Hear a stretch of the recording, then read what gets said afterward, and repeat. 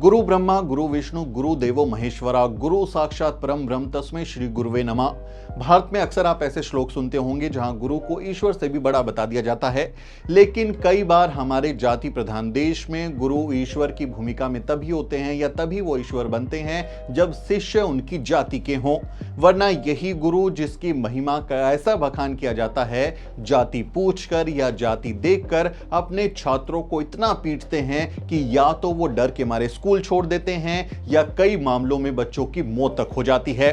चाहे जालोर का मासूमेंद्र मेघवाल हो या फिर औरैया का निखित, जाति प्रधान देश में ऐसे द्रोणाचार्यों की बर्बरता की कहानियां भरी पड़ी हैं। आप में से बहुत सारे लोगों ने बचपन में टीचर की मार खाई होगी, लेकिन क्या आप जानते हैं कि भारत में मारने पीटने का भी एक समाजशास्त्र है। गुरुजी किस पर गुस्सा होंगे और किस पर उन्हें प्यार आएगा, लाड आएगा, कई बार ये पढ़ाई लिखाई से तय नहीं होता बल्कि जाति से तय होता है। इसे आप द्रोणाचार्य की जनेऊ लीला कह सकते हैं। अब वक्त आ गया है कि हमारे बच्चों को बचाया जाए। ऐसे द्रोणाचार्य जो जाति देखकर छात्रों को पीटते हैं, उन्हें जेल में डाला जाए और भारत के स्कूल में बच्चों के साथ होने वाली किसी भी तरह की मारपीट पर सख्ती से रोक लगाई जाए। हो सकता है कुछ लोग कहें कि हम ये कैसी बातें कर रहे हैं, कुछ लोग हम पर गुरुओं को बदनाम करने का आरोप भी लगा सकते हैं, क्योंकि ऐसे लोग बार बार गुरु के ईश्वर होने की दुहाई देते हैं, गुरुकुल परंपरा की दुहाई देते हैं और तमाम तरीके की वसुधैव कुटुंबकम वाली जो ब्राह्मण संस्कृति है उसकी दुहाई देते हैं। लेकिन क्या आपने कभी ऐसा सुना है कि भारत में कभी भी SC ST या OBC टीचर की पिटाई से किसी सवर्ण छात्र की मौत हो गई हो? क्या आप एकमात्र एक केस ऐसा बता सकते हैं? आप कमेंट करके बताएं जिसमें आरोपी टीचर बहुजन बैकग्राउंड से हो और जो पीड़ित छात्र है वो सवर्ण बैकग्राउंड से हो। क्या आप ऐसे किसी केस को जानते हैं? हम लोग ने आज तक ऐसा कोई केस नहीं सुना। क्यों हमेशा बच्चों को बेरहमी से पीटने वाले टीचर सवर्ण जातियों के होते हैं और पीड़ित बच्चे की जाति कभी SC होती है, कभी आदिवासी होती है, तो कभी वो पिछड़े समाज से ताल्लुक रखते हैं? ऐसा भला क्यों हो रहा है? इस सवाल का जवाब आप पहले से ही जानते हैं, लेकिन बस उसे मानने को तैयार नहीं हैं।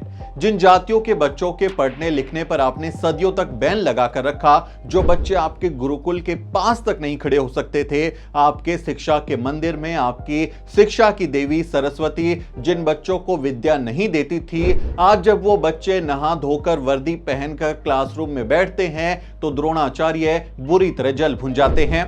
उन्हें यह बर्दाश्त नहीं होता कि ऐसे बच्चे, बहुजन बैकग्राउंड से, मार्जिनलाइज सेक्शन से आने वाले बच्चे जो हैं वो पढ़ाई लिखाई करें, वो जिंदगी में कुछ अच्छा काम कर सकें। शिक्षा उनकी जिंदगी को बदल सकती है, लेकिन उस शिक्षा के रास्ते को ही रोक दिया जाता है। हम ये नहीं कह रहे कि हर टीचर ऐसा होता है, लेकिन ऐसे मामले जितने भी सामने आए हैं जिनमें बच्चों के साथ बेरहमी की गई है, उनमें ज्यादातर आरोपी सवर्ण टीचर हैं और उन जो टीचर्स ने जो काम किया है उसमें सारी बर्बरता आप खुद ही देख सकते हैं।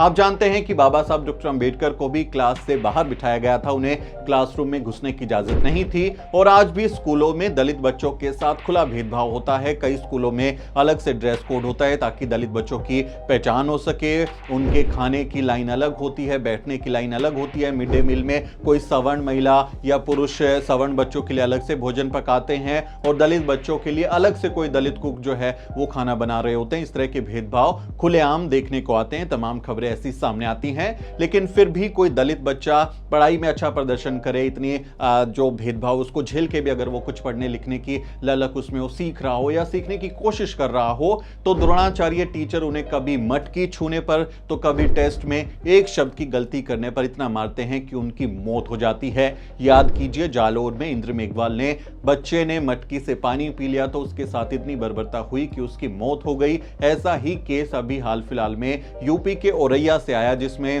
टीचर ने, जो अश्वनी सिंह टीचर हैं, उन्होंने निखित नाम के एक छात्र का क्लास का टेस्ट लिया था और निखित नाम के छात्र ने टेस्ट में एक शब्द की गलती कर दी थी। उसी पर उसने इतनी बुरी तरह से उसको पीटा कि बच्चे के अस्पताल में कई दिनों तक वो अपनी जिंदगी से लड़ता रहा, मौत से लड़ता रहा और फिर उसने दम तोड़ दिया। ऐसा हुआ है। इन दोनों केसेस में आप देखेंगे तो आरोपी टीचर जो हैं वो सवर्ण जातियों के हैं। इसलिए ऐसे में जरूरी है कि अब भारत में स्कूलों में होने वाली किसी भी तरह की मारपीट पर पूरी तरह से बैन लगे और दोषी टीचर्स को उम्र कैद की सजा हो, उन्हें कड़ी से कड़ी सजा मिले, बर्खास्तगी हो। इस तरह के कानून वैसे पहले भी हैं भारत में, कई इस तरीके के कानून हैं, जैसे जुवेनाइल जस्टिस एक्ट में इस तरह का प्रावधान है, आईपीसी की कई धाराएं इससे डील करती हैं और सीबीएसई और जो बच्चों के अधिकारों को संरक्षित करने के लिए जो बाल अधिकार आयोग है वो भी कई तरह की गाइडलाइंस जारी कर चुका है, लेकिन उनका सख्ती से पालन नहीं होता और बहुत बार ऐसे मामले सामने आते रहते हैं। इसलिए स्कूल में बच्चों की पिटाई को रोकने के लिए सख्त कार्रवाई की जानी चाहिए, उसको बहुत गंभीरता से उस पर काम किया जाना चाहिए, क्योंकि भारत आप देखेंगे तो भारत में स्कूलों में बच्चों की पिटाई को लेकर बहुत ज्यादा मामले सामने आते हैं और स्कूल में बच्चों की पिटाई को कॉर्पोरल पनिशमेंट कहा जाता है, जिसका मतलब होता है बच्चों को शारीरिक और मानसिक सजा देना और इसमें चाटा मारने से लेकर कान खींचना, डंडे से पीटना और एक खास पोजीशन में खड़े रखना या बैठाना या कोई ऐसे अपशब्द कहना जिससे बच्चा पूरी क्लास के सामने अपमानित महसूस करे, उसका कॉन्फिडेंस खत्म हो जाए, इस तरह के मामले को कॉर्पोरल पनिशमेंट कहा जाता है, जिस पर बैन है ऑलरेडी जुवेनाइल जस्टिस एक्ट में। इस तरह से मारपीट करना, इस बच्चे के साथ इस तरह से टॉर्चर करना एक दंडनीय अपराध है और उसमें सजा का भी प्रावधान है, लेकिन उसको सख्ती से लागू नहीं किया जाता। जिनको कानून लागू करना होता है वो गुरुजी तो कभी सख्त हो जाते हैं, गुरुजी डांटेंगे तो बच्चे का भविष्य बनेगा, इस तरह की दुहाई दी जाती है, लेकिन ये डांट फटकार मारपीट खासकर दलित बहुजन बैकग्राउंड के बच्चों को उनकी जिंदगी की कहें कि सबसे बुरी मार होती है और कई मामलों में हमने देखा कि बहुत बुरा अंजाम होता है, इसलिए इस पर रोक लगनी चाहिए। इस तरह की सजाओं पर कई एक्सपर्ट्स का मानना है कि इससे बच्चों के दिलो दिमाग पर भी बहुत बुरा असर पड़ता है और वो फिर कुछ गलत कदम भी उठा लेते हैं। हमने कई मामलों में देखा कि बच्चों ने सुसाइड किया या अटेम्प्ट किया इस तरह के, क्योंकि वो एक टॉर्चर झेल रहे थे, वो स्कूल में जाना नहीं चाहते थे, उनके मानसिक स्वास्थ्य पर नेगेटिव असर पड़ता है। दुनिया भर के देशों में आप ब्रिटेन करें, ब्रिटेन का नाम ले, कनाडा का नाम ले, आप अमेरिका का नाम ले, इटली का नाम ले, जर्मनी का नाम ले, वहां सब में आप देखेंगे कॉर्पोरल पनिशमेंट पर बैन है। वहां बच्चों के साथ किसी भी तरह के मारपीट, डांट फटकार, उनको टॉर्चर करने की मनाही है और एक वो दंडनीय अपराध है। तो हमें सीखना चाहिए और उस पर रोक लगानी चाहिए, क्योंकि इससे बच्चों के ऊपर बहुत बुरा असर पड़ता है। इस बारे में वरिष्ठ पत्रकार दिलीप सिंह मंडल ने ट्विटर पर लिखा है। वो लिखते हैं, बच्चों को बचाओ, एक बच्चे को हर दिन बोलिए कि वो निकम्मा है, अपने आप फेल हो जाएगा। क्लास में सबके सामने पिटने वाले बच्चों का आत्मविश्वास ध्वस्त हो जाता है।